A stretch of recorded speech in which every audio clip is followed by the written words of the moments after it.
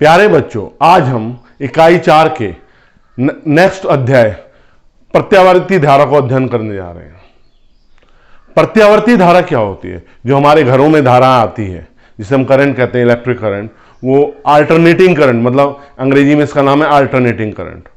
जो हम घरों में अपने यूज करते हैं वो प्रत्यावर्ती धारा है।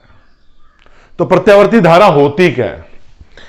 एक ऐसी धारा जिसका परिमाण व दिशा समय के साथ बदले और एक निश्चित समय के पश्चात उसी दिशा तथा उसी परिमाण के साथ उसकी पुनरावृत्ति हो, क्या कहलाती है? प्रत्यावर्ती धारा कहलाती है। तो ऐसी धारा जिसका परिमाण व दिशा समय के साथ बदले, परिमाण व दिशा समय के साथ बदल रहा है, तथा एक निश्चित समय के पश्चात उसी परिमाण व दिशा के साथ क्या हो रही है? पुनरावृत्ति हो रही है।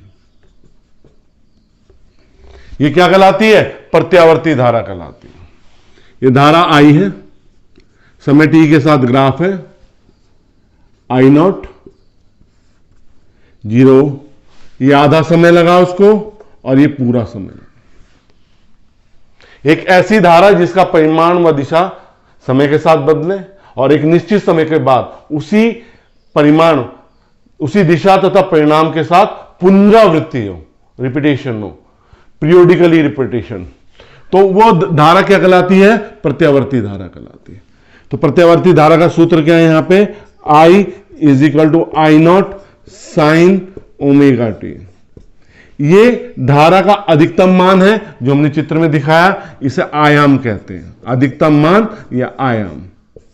यह धारा का कौन सा मान है? तात्क्षणिक मान। क्षणिक मान मतलब किस समय पे, एक समय पे आपको धारा चाहिए तो वो तात्क्षणिक मान आएगा, और जब धारा बहती है तो उसमें धनात्मक चक्र भी होता है और ऋणात्मक चक्र भी होता है। ये धनात्मक चक्र है, ये ऋणात्मक चक्र है। तो जो अधिकतम मतलब माध्यमान के ऊपर या नीचे जो भी अधिकतम मान धारा का होता है उसे क्या कहते हैं? उसका आयाम कहते हैं। क्या कहते हैं? आयाम। तो कुछ परिभाषाएं इसकी हो जाए। आयाम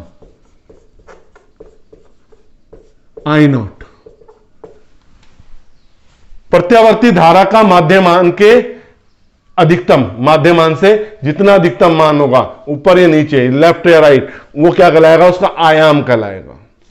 दूसरी परिभाषा आती है आवर्तकाल। एक पूरा चक्र लेने में समय, एक पूरा चक्र, धनात्मक चक्र, ऋणात्मक चक्र, एक पूरा चक्र लेने में समय, जो धारा समय लेती है, उसे क्या कहते हैं? उसका आवर्तकाल कहते हैं। धनात्मक चक्र में गई, फिर ऋणात्मक चक्र में गई, फिर उसी स्थिति में आ गई। तीसरा आवृत्ति कहलाता है। आवृत्ति क्या होता है? एक सेकंड में पूरे किए गए चक्रों की संख्या। मतलब अभी तो हम एक चक्र की बात कर रहे हैं, एक सेकंड में ऐसे कितने चक्र पूरे कर रही है धारा, वो क्या कहलाएगी? इसकी आवृत्ति कहलाएगी। और आवृत्ति आवर्तकाल में क्या रिलेशन है? N = 1/T।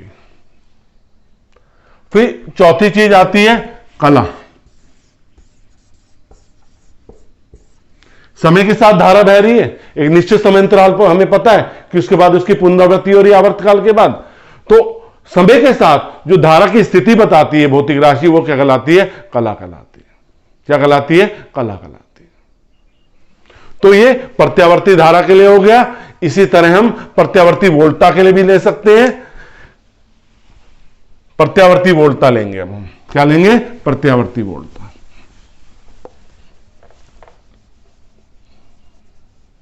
ये हमारा इसी चित्र से काम चल जाएगा, तो ज्यादा टाइम क्यों वेस्ट करेंगे अपना।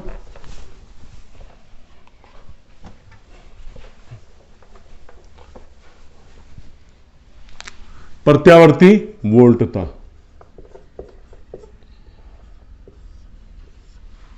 देखो, हमने धारा में क्या बताया था? एक ऐसी वोल्टता वोल्टेज जिसका परिमाण व दिशा समय के साथ बदलता है और एक निश्चित समय बाद उसी परिमाण व दिशा के साथ पुनरावृत्ति होती है, क्या कराती है? प्रत्यावर्ती वोल्टता, मतलब अल्टरनेटिंग वोल्टेज कहलाती है। तो V समय के साथ एक ग्राफ आ रहा है, ये V0, इसकी समीकरण भी जैसे धारा की होती है वैसे ही समीकरण होती है, V0 sin omega T. V0 इसका क्या है? आयाम, और V क्या है इसकी? तात्क्षणिक वोल्टता। तो इसमें भी वही परिभाषा आएंगी, जो अधिकतम वोल्टता लेगा माध्यमान के इधर उधर वो आयाम कहलाएगा, एक सेकंड में जो पूरा चक्र पूरा करेगा वो क्या कहलाएगा? आवर्तकाल कहलाएगा, एक चक्र पूरा करने में जो समय लगेगा, और एक सेकंड में जितने चक्र पूरे करेगा वो उसकी क्या कहलाएगी? आवृत्ति कहलाएगी। और किसी समय पर ये जो आपको स्थिति दर्शाएगी वो क्या कहलाएगी? आपको क्या कहेंगे? हम कहेंगे उसे कला। अब प्रत्यावर्ती धारा में एक चीज आती है कि प्रत्यावर्ती धारा का माध्यमान क्या होता है। हम इसमें दो तरह के मान की गणना करेंगे। हम एक करेंगे माध्यमान, औसत मान जिसे कहते हैं, और दूसरी हम गणना करेंगे आपकी किसकी? वर्ग माध्य मूल मान। किसकी? वर्ग माध्य मूल मान की। ये औसत मान क्या होता है? जैसे हम औसत निकालते हैं, हमें इतने नंबर मिले इन सब्जेक्टों में, उनका औसत क्या हुआ, सबको जोड़ा और उसे भाग कर दिया। ठीक। प्रत्यावर्ती धारा का माध्यमान, इसे ब्रैकेट में औसत मान भी कहते हैं। कौन सा मान कहते हैं? औसत मान।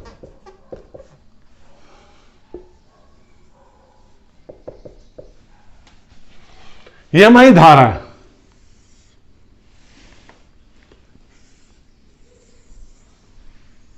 इस तरह धारा का मान समय के साथ क्या हो रहा है?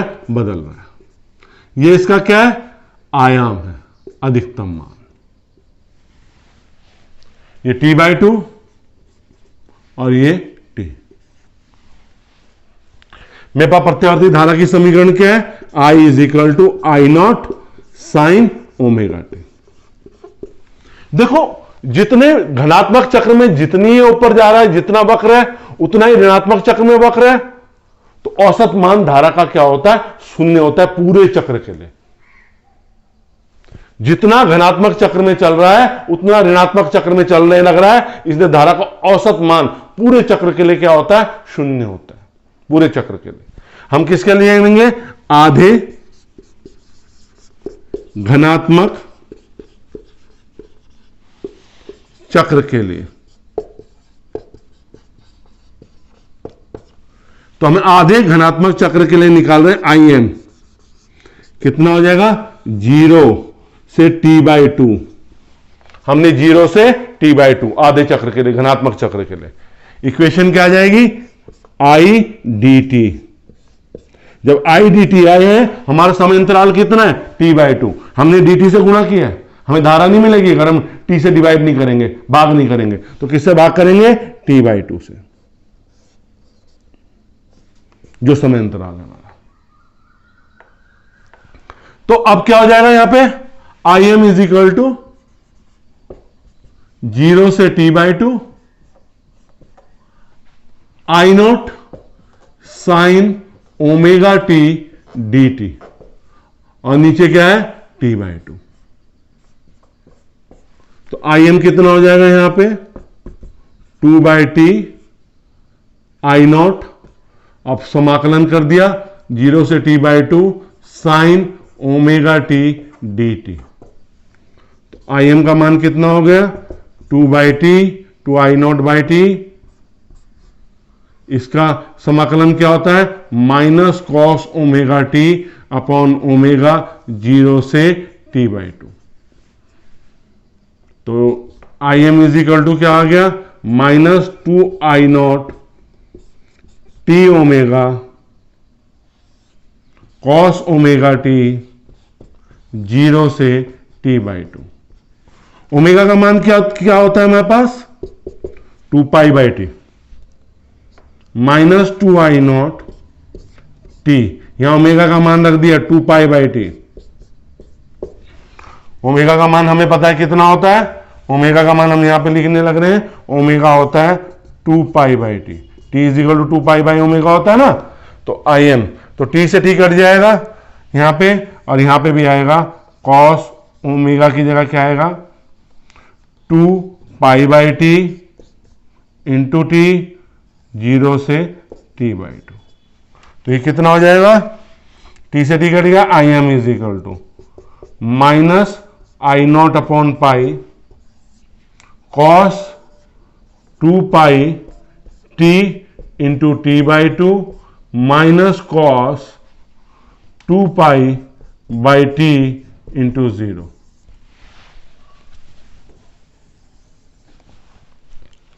Im is equal to minus I0 upon pi, 2 से 2 कटा, क्या बचा यहां पे? Cos pi minus cos 0 minus I0 upon pi. Cos pi का मान -1 और इसका मान 1 माइनस I0 अपॉन पाई -2। तो क्या आ गया? 2I0 upon pi. Im का मान कितना आ गया? 2I0 upon pi. और मैं पाई की वैल्यू रखूं, एक तो ये मान हो गया, तो अगर मैं पाई की वैल्यू रखूं Im 2I0, पाई की वैल्यू क्या होती है? 3.14, ये आ जाएगा 0.637 I0, या Im इज इक्वल टू क्या हो जाएगा? 63.7% ऑफ I0। ठीक है। फिर ऋणात्मक आधे चक्र के लिए, ऋणात्मक आधे चक्र के लिए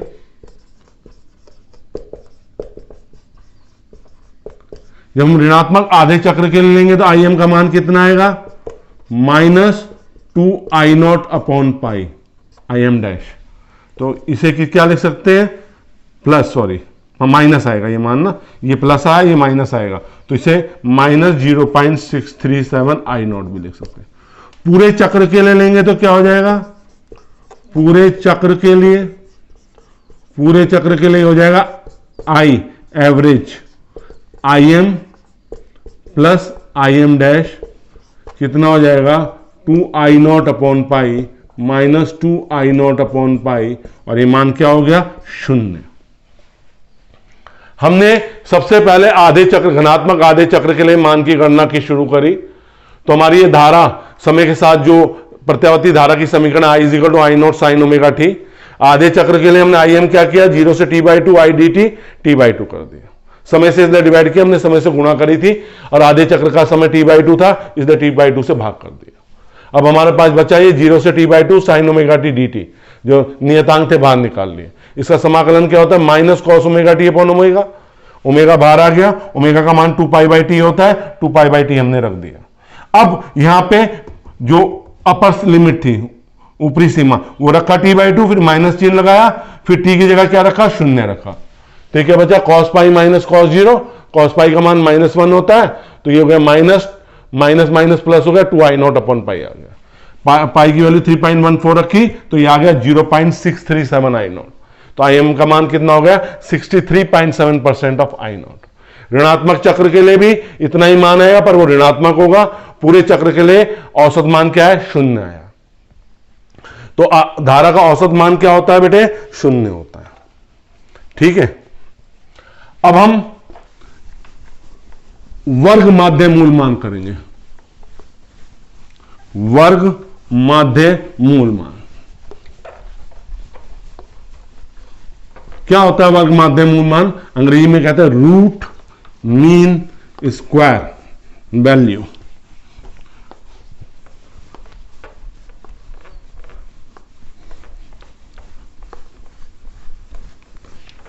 तो वर्ग माध्य मूल मान गणना करने के लिए हम क्या करेंगे,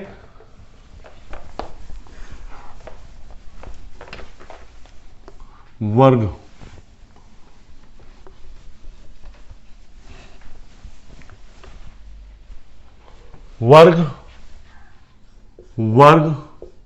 माध्य मूल मान RMS। इसको बिल्कुल साधारण तरीके से हम करेंगे, समाकलन नहीं करेंगे। देखो IRMS root mean square, root mean square किसका, धारा का। थोड़ा सा अगर हम अंग्रेजी समझ जाए, रूट लगाया हमने, मीन औसत मान, और वर्ग स्क्वायर मतलब वर्ग।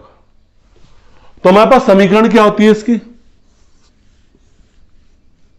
I0 square sine square omega T और औसत मान।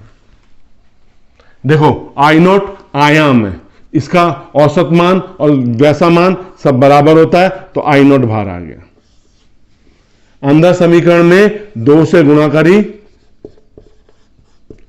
और 2 से क्या कर दिया, भाग कर दिया। अब ये कितना हो जाएगा, I0 बाई रूट 2। ये वैल्यू क्या हो जाएगी, 1 माइनस कॉस 2 ओमेगा टी। देखते हैं कैसा है, cos square theta minus sine square theta 1 होता है ना, तो ये कॉस 2 थीटा की वैल्यू क्या होती है, 2 कॉस स्क्वायर थीटा माइनस 1, और कॉस 2 थीटा की वैल्यू होती है 1 माइनस 2 साइन स्क्वायर थीटा। तो 1 माइनस कॉस 2 ओमेगा टी हो जाएगी यहां पे, और औसत मान पूरे चक्र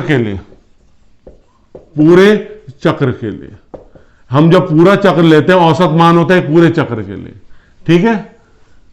पूरे चक्र के लिए साइन 2 ओमेगा टी हो या कॉस 2 ओमेगा टी हो, इसका औसत मान क्या होता है, 0 होता है। पूरे चक्र की बात कर रहा हूं मैं, आधे चक्र की बात नहीं कर रहा हूं। तो मेरे पास IRMS कितना हो जाएगा, I0 upon root 2 under root 1 minus 0, 1 का औसत मान 1 ही होता है, तो IRMS क्या आ गया मेरे पास, I0 अपॉन रूट 2। तो हमने फिर बता रहा, रूट फिर मीन औसत मान स्क्वायर धारा का। तो I is equal to I0 sine omega t होता है, I0 बाहर हो गया, 2 से गुणा करी, 2 से भाग कर दिया, रूट 2 आ गया बाहर, ये 1 माइनस कॉस 2 ओमेगा टी हो गया, क्योंकि कॉस 2 थीटा क्या है, 1 माइनस 2 साइन स्क्वायर थीटा। तो 2 साइन स्क्वायर थीटा क्या हो जाएगा, 1 माइनस कॉस 2 थीटा, या थीटा को ओमेगा टी कर लेना, ठीक है। तो अब पूरे चक्र के लिए क्या होता है, sine 2 omega t average, cos 2 omega t average का मान क्या होता है, 0 होता है। तो IRMS क्या हुआ, I0 बाई रूट 2 1 माइनस 0। इसी तरह हम किसका, प्रत्यावर्ती वोल्टेज का, प्रत्यावर्ती वोल्टता का भी वर्ग माध्य मूल मान क्या कर लेंगे, ज्ञात कर लेंगे। बस उसमें क्या करना है, हमें I की जगह B लेना है।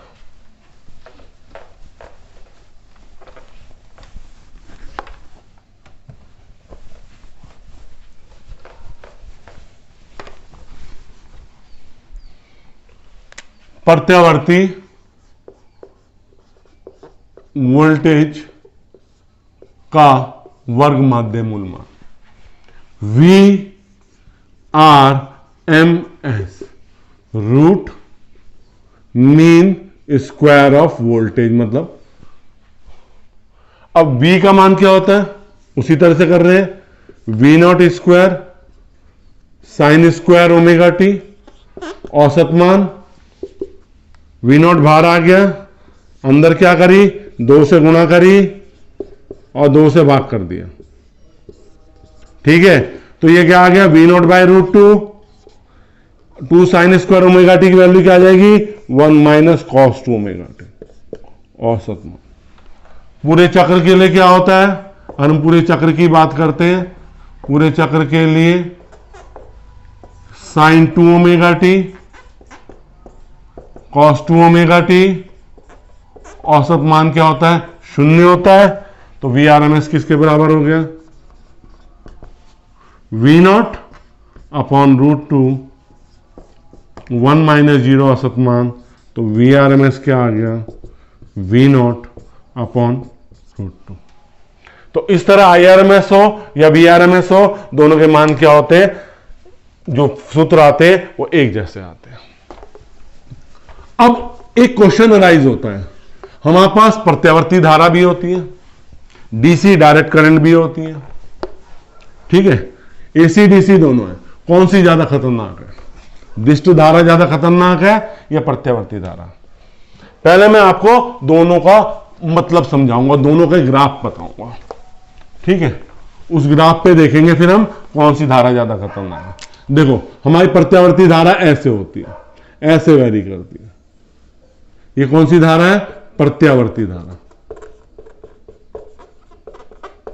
और हमारी दिष्ट धारा कैसे होती है, ऐसे होती है, मतलब उसका परिमाण क्या होता है, नियत होता है। ये दिष्ट धारा है, हम इसे नियत मान मान के चलते हैं, मतलब समय के साथ धारा का मान नहीं बदलता, एक निश्चित मान रहता है, उसे क्या कहते हैं हम, दिष्ट धारा कहते हैं। साइकिल है, अगर आप इसे वैसे प्रदर्शित करना चाहो तो ऐसे कर लो, मतलब कहने का मतलब है दिष्ट धारा में परिमाण क्या है, नियत रह रहा है, और जबकि प्रत्यावर्ती धारा में क्या है, परिमाण क्या है, समय के साथ क्या है, बदल रहा है। तो अगर हम 220 वोल्ट धारा का मान करते हैं, 220 वोल्ट मतलब एसी या डीसी, एसी का मतलब प्रत्यावर्ती धारा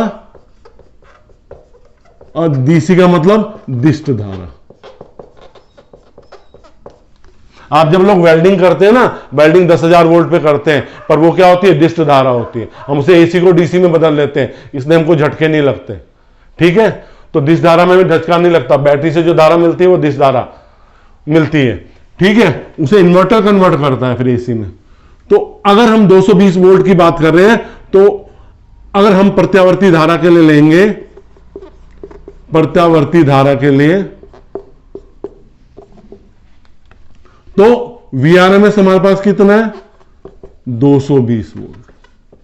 अभी हमने एक सूत्र निकाला है, वीआरएमएस किसके बराबर है, वी नॉट अपॉन रूट 2। तो वी नॉट कितना हो गया, रूट 2 वीआरएमएस।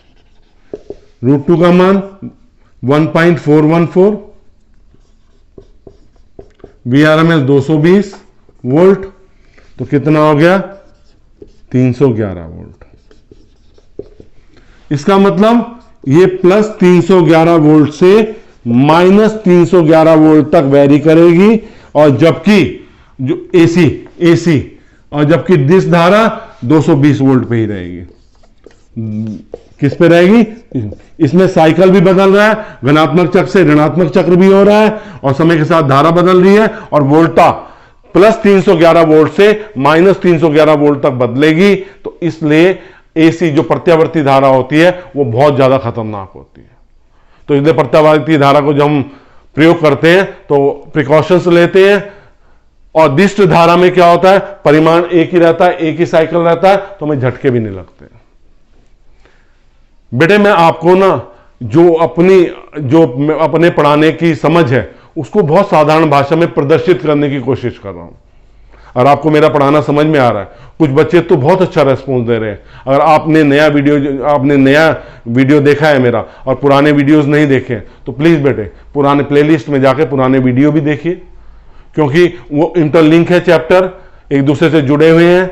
तो आप उन वीडियोस को जरूर देखिए, और आपने अगर बच्चों को जो आपके साथी हैं उनको भी शेयर कीजिए, क्योंकि ये लॉकडाउन का टाइम है। ये लॉकडाउन के टाइम पे जितने छात्रों की मदद हो जाए उतनी बहुत अच्छा रहेगा। और अगर मेरे चैनल को आपने सब्सक्राइब नहीं किया है तो प्लीज सब्सक्राइब जरूर कीजिए। धन्यवाद।